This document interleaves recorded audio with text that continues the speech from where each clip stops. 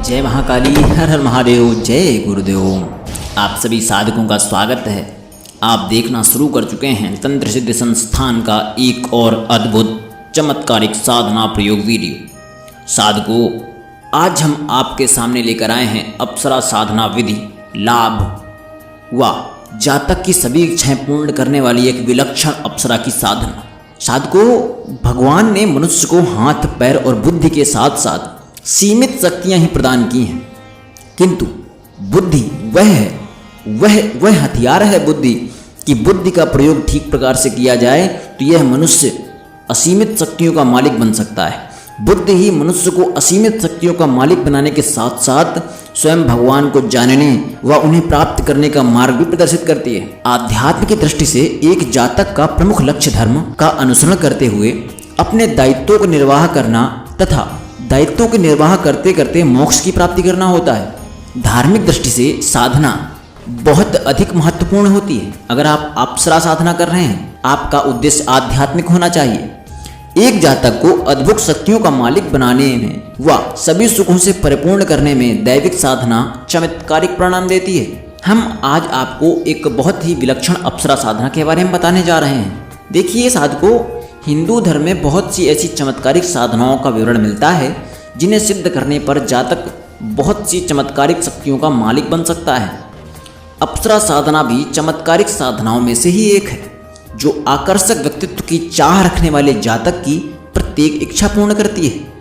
अप्सरा साधना में सफलता प्राप्त करने वाला जातक सौंदर्य, रूप, यौवन व आकर्षण व आकर्षक आदि स्वाभाविक रूप से प्राप्त कर लेता है। प्रेम संबंध में विफलता, विवाह में विलंब व भोग की प्राप्ति में भी अप्सरा साधना करना अत्यंत फलदायी माना गया है। अप्सरा कौन होती हैं? देखिए साधकों, अप्सरा स्वर्गलोक की वे सुंदरियां हैं जो इंद्रदेव के दरबार में नृत्य कला व गायन करने के साथ साथ इंद्रदेव के आदेशानुसार समय समय पर ऋषियों मुनियों की तपस्या को अपने मोह जाल द्वारा भंग करने का भी कार्य करती आती रही हैं और आज भी करती हैं। और इसी कारण उन्हें समय समय पर ऋषियों द्वारा श्राप का भी भाजन भी करना पड़ा है। धर्मशास्त्रों में बहुत सी अप्सराओं का वर्णन मिलता है, जिनमें घृताक्षी, रंभा, उर्वशी, तिलोत्तमा, मेनका और कुंडा आदि प्रमुख हैं। उर्वशी अप्सरा को सबसे अधिक शक्तिशाली माना गया है। वह इसे सिद्ध करना भी कठिन है। ये उर्वशी वही अप्सरा है जिसने अर्जुन से संभोग प्राप्ति की इच्छा रख के अपनी इच्छा जाहिर की थी और बाद में श्राप भी दिया था कि 1 साल तक तुम किन्नर हो जाओगे, क्योंकि अर्जुन ने संभोग सुख देने से मना कर दिया था।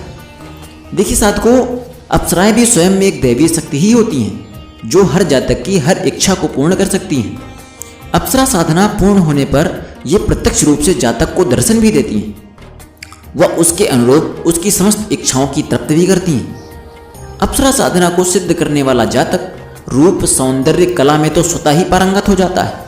इसके साथ ही अप्सरा उसकी समस्त मनोकामना भी पूर्ण करती हैं। धर्म पुराणों के अनुसार अप्सरा साधना विधि अत्यंत सरल व अतिशीघ्र फल देने वाली साधना के क्षेत्र में आती है, किंतु वास्तविक दृष्टि से देखा जाए तो साधना चाहे कोई भी हो, इसमें सिद्धि प्राप्त करने से जातक को बड़ी बड़ी परीक्षाओं से भी गुजरना पड़ता है। अप्सरा साधना में भी जातक की साधना को भंग करने के बारंबार प्रयास किए जाते हैं और अधिकांश जातक जरा से भय की अनुभूति होने पर ही साधना को छोड़ देते हैं।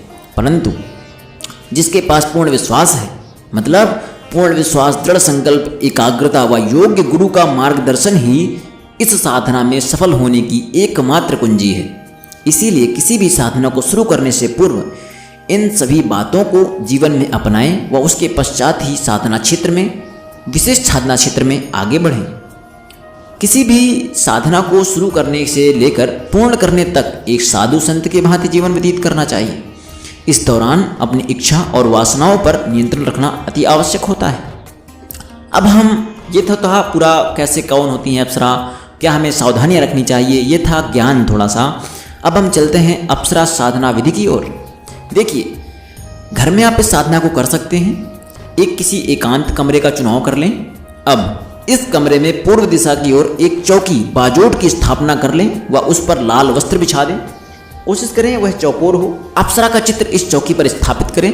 चित्र आप मेरे वीडियो के थंबनेल के लिंक से भी ले सकते हो, या आप चाहें तो आप गूगल से डाउनलोड कर लीजिए और एक प्रिंट आउट निकलवा दीजिए। कोई भी अप्सरा हो उसको आप, क्योंकि हम विलक्षण अप्सरा को सिद्ध करने जा रहे हैं, किसी अप्सरा का नाम नहीं है, यह इंद्रलोक की अप्सरा होती है। ठीक है, तो कैसे क्या करना है, चौकी पर आपको स्थापित करना है, चित्र पर फूलों का हार पहनाना है। अब चौकी के सामने आसन बिछाकर बैठ जाना है, घी का दीपक जलाना है, पंचमेवा प्रसाद रखना है, एक लोटे में जल भरकर अवश्य रखें। मंत्र हम आपको वीडियो के बीच में भी देंगे आगे चलकर। कैसे क्या करना है, हाथ में जल लेकर पहले संकल्प लें। संकल्प की विधि क्या होती है मैंने और वीडियो में बताया हुआ है, आप उनको देख लीजिएगा। अगर मैं सब में वही बात बताऊंगा, रिपीट करूंगा तो ना वीडियो लंबा हो जाता है, इसलिए संकल्प विधि आप देख लीजिएगा, पिछले वीडियो में शायद मैंने बताई हुई है। और फिर मंत्र जप शुरू करें। इस साधना में मंत्र जाप की कोई सीमा नहीं है, इसलिए अपने सामर्थ्य अनुसार प्रतिदिन समान मात्रा में जाप करें। आपको लगता है कि आज मैं 100 माला कर दूं, कर सकते हैं आप प्रतिदिन, तो करिए। आपको लगता है मैं 40 कर सकता हूं तो करिए। आपको लगता है मैं 20 कर सकता हूं तो करिए, लेकिन पूर्ण श्रद्धा से करिए, एकाग्र होकर करिए, पूरे निष्ठा से करिए, और प्रतिदिन उतनी ही करिए जितनी पहले दिन कर रहे हैं। ठीक है। मंत्र जाप के लिए आप स्फटिक माला का प्रयोग करेंगे। इस प्रकार 7 दिनों तक इस कार्य को करने के पश्चात अप्सरा प्रत्यक्ष रूप से जातक के सामने प्रकट होती है। उस समय जातक को अप्सरा के गले में गुलाब के फूलों की माला पहनाकर उसे अपने साथ रहने का वचन लेना चाहिए। वचन किस प्रकार लेना है मैंने बताया हुआ है, वचन का वीडियो बनाया हुआ है। ठीक है, उसको आप ध्यान से देख लीजिएगा, सुन लीजिएगा। तो ये थी इस साधना का पूरा विधि। अब अप्सरा साधना शुरू करने से पहले आपको ध्यान देना है कि आप जिस रूप में अप्सरा की आराधना करते हैं वह उसी रूप में आपको दर्शन देती है। आप अप्सरा को माँ के रूप में, बहन के रूप में, पत्नी के रूप में, या प्रेमिका के रूप में, या एक अच्छी दोस्त के रूप में भी सिद्ध कर सकते हैं। मेरा मानना यह है कि आपके लिए पत्नी थोड़ा सा खतरनाक अनुभव हो सकता है, क्योंकि पत्नी ना, आप अगर ब्रह्मचारी रहना चाहते हैं, हमेशा अघोर मार्गी रहना चाहते हैं, तो आप अप्सरा को सिद्ध करिए पत्नी के रूप में, प्रेमिका के रूप में। मेरा मानना यह है कि आप अप्सराओं को या किसी भी इतर योनि की लोगों को साधनाओं करते हैं जब आप, तो आप माता के रूप में या बहन के रूप में सिद्ध कीजिए, क्योंकि माता कभी किसी का बुरा नहीं चाहेगी, अपने पुत्र का तो कभी नहीं। आपको माता के रूप में वो प्रसिद्ध होगी, सिद्ध होगी, और आपका हमेशा भला करेगी। उनसे मंत्र में उनसे वचन लीजिए और हमेशा अपने साथ रहने और अपने परिवार की रक्षा करने का वचन लीजिए। बस आप सिद्ध हो चुके हैं एक बहुत ही विलक्षण इंद्रदेव की अप्सरा को। अब आप मंत्र देखिए, मंत्र क्या है, ओम रम छं रंभे आगच्छ आगच्छ छं रंग ओम नमः। ये रंभा अप्सरा का मंत्र नहीं है, ये विलक्षण अप्सरा है। ये रंभा, जब स्पेशल मैं किसी नाम को लेकर कोई बनाऊंगा वीडियो तो उसमें बताऊंगा उनका, हर एक अप्सरा का अलग मंत्र होता है। आप इस मंत्र का जाप करेंगे तो एक इंद्र लोक की एक अप्सरा आएंगी और आपको वरदान देंगी, वचन देंगी, और आप उन्हें सिद्ध कर सकते हैं। मैं आशा करता हूं कि मेरे द्वारा दी गई समस्त जानकारी आप तक स्पष्ट रूप से पहुंच चुकी होगी। और हाँ, आप इत्र का इस्तेमाल कीजिएगा। वस्त्र आप गुलाबी पहन सकते हैं, सफ़ेद पहन सकते हैं, लाल पहन सकते हैं। ठीक है, ध्यान रखिएगा कि माहौल जो आप बनाएंगे आप कमरे का, वो थोड़ा सा रंगीन टाइप का हो। पहले दिन और आखिरी दिन आपको गुलाब की माला लेके बैठनी है, मैंने गुलाब बताया भी है। और हाँ, आप भोग के लिए मिष्ठान का यूज कर सकते हैं और मीठी खीर बना लीजिएगा। आशा करता हूँ मेरे द्वारा दी गई आपको समस्त जानकारी आपको स्पष्ट होगी, और आप माँ काली आपकी रक्षा करें, गुरुदेव आपका भला करें, आपका कल्याण करें, तीनों देव आपके परिवार की रक्षा करें, आपका भरण पोषण करें, संपूर्ण विश्व की रक्षा हो। मुझे क्या कह दीजिए, जय महाकाली, हर हर महादेव, जय गुरुदेव।